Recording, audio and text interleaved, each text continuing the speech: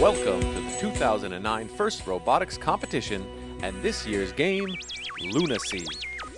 Lunacy is played on a 27 by 54 foot field known as the Crater. Alliances of 3 teams are each positioned in bases at each end of the field, from where they control their robots. Additional outpost player stations are located along the edges of the crater. The crater is covered with a slick polymer material called regolith that provides a unique surface for the robots to drive upon. Special wheels are used on the robots to create a low-friction interaction with the regolith. This simulates the low traction effects of driving in 1/6 gravity on the surface of the moon. Lunacy uses 3 types of game pieces, known as moon rocks, empty cells, and supercells.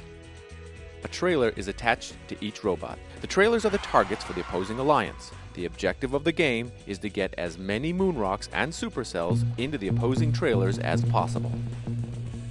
At the start of the game, human players known as payload specialists are positioned in the outpost stations. Each robot is placed on their launch pad, with a trailer touching the wall of the crater. Robots are able to start the game with up to 7 moon rocks in their possession. During the autonomous period, players in the corner fueling stations and the outposts attempt to launch moon rocks into moving trailers.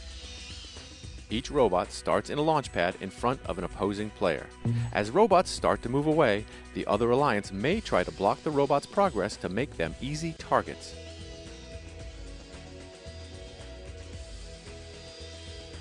Or, robots may use their cameras to track the vision targets on top of each trailer. This allows them to track and score in their opponent's trailer.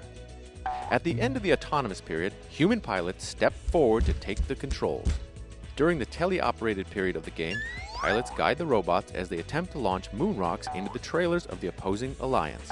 Meanwhile, human payload specialists will also attempt to score moon rocks into passing trailers. Robots can also recycle game pieces back to the payload specialists. With a low-friction playing surface, robots will slide easily and high-speed collisions will be common. Bumpers are necessary to prevent damage. The outpost payload specialist can also deliver special empty cells to their robots. The robots then deliver these empty cells to their fueling stations. At the fueling station, the empty cells are exchanged for supercells.